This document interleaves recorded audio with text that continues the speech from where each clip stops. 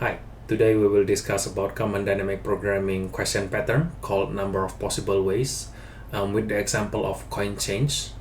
So the question is about how many ways we can form a coin change for a certain amount of change target.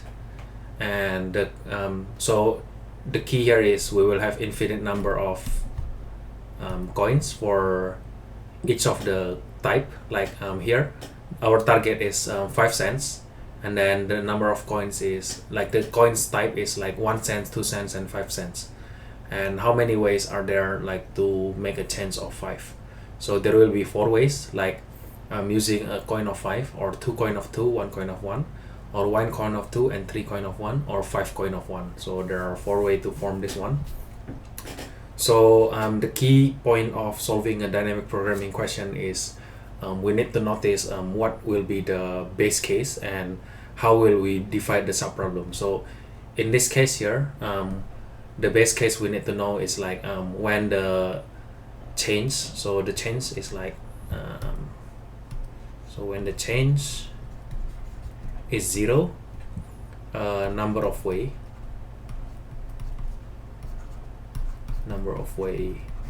is one way to do it. By not giving any coin, we can form a change of 0.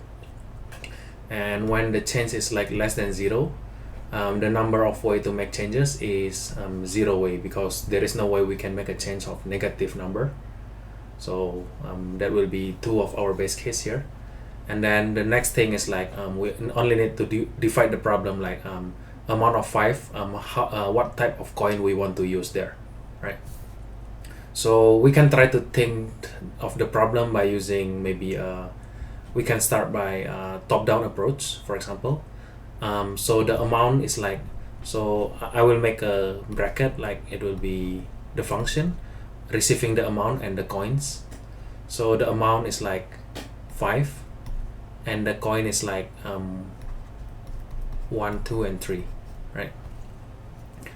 So yeah, we will try to 1, 2, and 5, and we will try to solve this problem by dividing it into smaller problem. So okay, first this will be the active decision we try to make, like by using the coin of 1, or yeah, the other one we will decide later. But if we decide to take whether we take the coin of 1 or we are not taking the coin of 1. So there will be 2 branches here. If we take 1 coin of 1, then the function will become 4, and then 1, 2, 3 still, because we have infinite amount of coins and it's still pointing to 1, right? 4 cents left, and we still in the state of we still will choose 1 for the next coin, or the next decision will be we decide not to pick coin of 1, and then the 1, 2, and 3, 1 through and 5, actually I kept doing it as a 3, and the active one will be 2, right? And here so we have two subproblem here, which is 4 with the active coin as 1, or the change is 5 with the active coin as 2, right? So here we will divide again, right? And it will be 3, and then 1, 2, or 5 with the active coin is still 1, or 4, it's remain as 4, and then we have 1, 2, and 5, and then we point the coin will change to the point of 2. And same thing here, we will try to deduct if we deduct it by 2, then it will become 5, and then here will be the 5 will become 3 because we reduce it by 2, and then here we will have 1, 2, and 5, and still pointing to 2. And the other one is like we decide to skip the 2, so it will remain as 5, and then we will have 1, 2, and 5, right? And still pointing to 5 in that case. So we try to continue the subproblem here. So yeah, we probably will not simulate it until the end, but notice this one, when we decide to split again, if we decide to pick the 1, it will become 2, and then 1, 2, and 5, with active coin as still 1, and this one will keep pointing down until reach our target. Like our target will be like 0 and then 1, 2 and 5, right?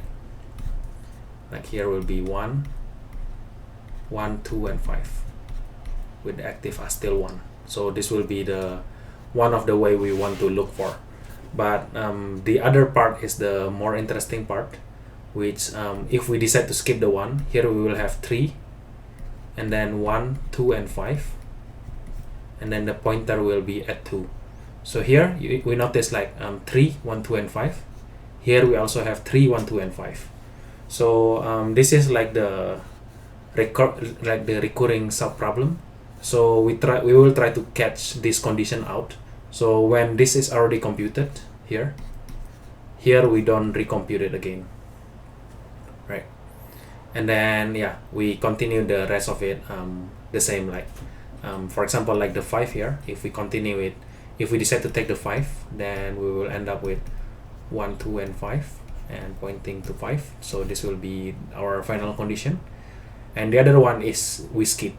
So if we skip the 5, then it will be the number of chances remain 5, and then we have 1, 2, 5, and then the pointer is out of the array index there. So in that case, like this one will be returning 0 number of ways. This one will contribute as the 1 number of ways, which is actually in our example is the 5 times of choosing 1. But the other branches which will result in these 2, and the last one we simulate 0 and 1, 2 and 5, which we decide to pick the 5 and 0 remains. So this 2 is like the one we simulated, and this other 2 will be in one of the subproblem when we decide to pick the 2 in the middle, right? So that's it. We can try to take a look on how we simulate this tree in the actual code. It will actually look much simpler in the code. So I will show you the code now. Yeah, so here is the code. So the code is like we try to do this in recursive way because we try to do a top-down approach, and one of the easiest way to do it is by using a recursion and having a catch for the DP itself, like the recomputation that I shown here. So 2 of the base case I explained in the initial condition is like when the change is less than 0, there will be 0 number of ways to form it, and when the change is exactly 0, then it will be there will be 1 way to form it. So here in the subproblem here, we try to return those conditions, which saying when the amount is equals 0, then it's a valid way to form, then we return 1. But if it's smaller than 0, then we return a 0 in that case. And here, when the coin index is larger than the coin's length, which is our condition that I explained here, that the pointer is already out of bounds and we still have like amounts remaining, but we don't have any more coin to choose, then we also return a 0 in that case. The reason we need to have a coin index in our DP is because we don't want to end up having a 1, 1, 2, and then later we will have a 1, 2, 1. So because of that, like the coin index, once we decide to skip coin with the number of 1, then we shouldn't go back to it, because if we pick 1 and then we pick 2 and it's possible that we pick 1 again, then this condition will happen. But we don't want this, so we only want to produce it one time, which we pick from the smallest one to the bigger one, for example. Yeah, so in that case, like that's why there is a coin index to skip, and when we already skip all the type of coin and the amount is still larger than 0, then we should return a 0 in that case. But here we see like so the catch itself, let's skip it first. But there are 2 decisions that we make so far in the tree itself. Like from the top of the problem, we have sense to return as 5, and we have the type of coin which is 1, 2 and 5, and our decision is like we pick the 1 and we have 4 coins remaining, and we still try to pick 1 letter, or we skip the 1, or we skip the 1 directly and we will still have 5 coins remaining, and the index will start from the coin 2, right? So here is our tree that we simulated. So the first one is like the amount reduced by the number of the coins that we pick.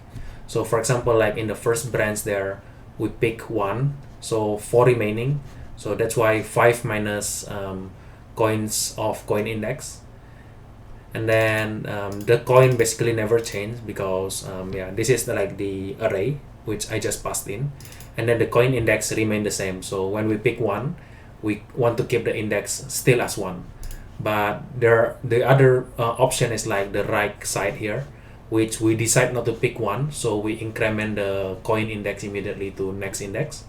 So we try to solve the subproblem by keeping the amount as is, and the coin index is +1 from the from the current coin index, and both of them, the number of way being combined together, will be the result of this problem. And by having that, we try to solve the recursion of the next subproblem, next subproblem, next subproblem, and until we find some base case, for example, like this one, or this one, or like the last one, which out of bound and resulting in return 0.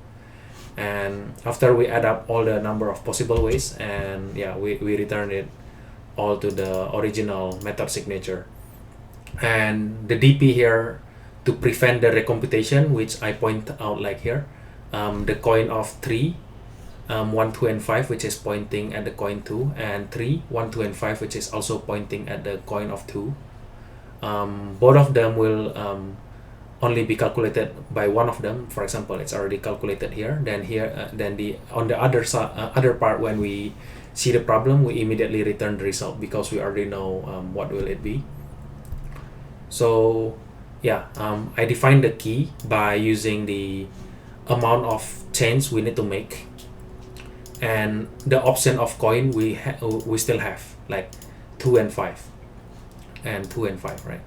Because the option of the coin, if we still can produce another same coin from the previous one, it will matter on the amount of change we make. Like for example, 3, 1, 2, 5, but when the next step is still able to pick a 1, and when it's not possible to pick another one, the result will be different. So that's why, like, we also need to store the coin index there, and then yeah, we try to catch it and then try to return it when the catch is already there.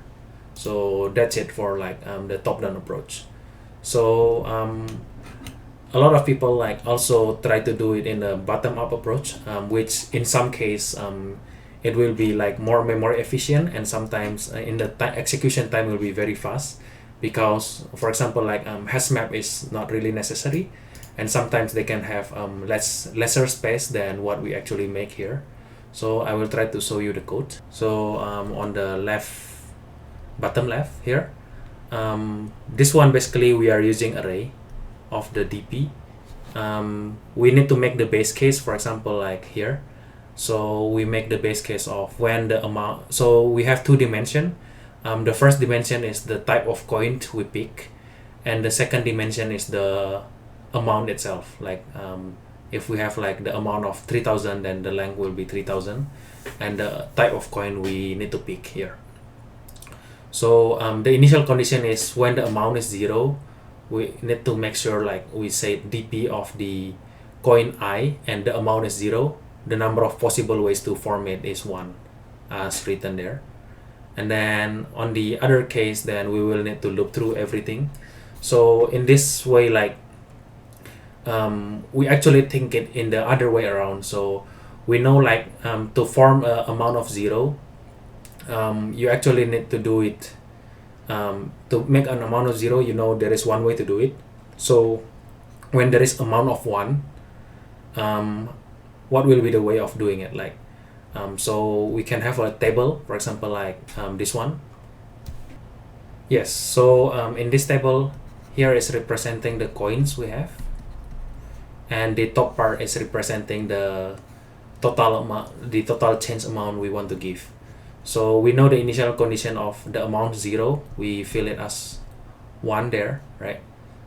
And yeah, After that, we try to figure out when we have one coins, how many way to do this, the total ways to do it. Like by one coin, we know like if we give one coin, then the next sub problem will be 0 coin sub problem. So we put like here you see like there is a top of dpi minus 1j and dpi j minus coin I. So by j minus coin I means the amount here 1, and let's say we decide to give 1 away, so it will see the problem from here, right?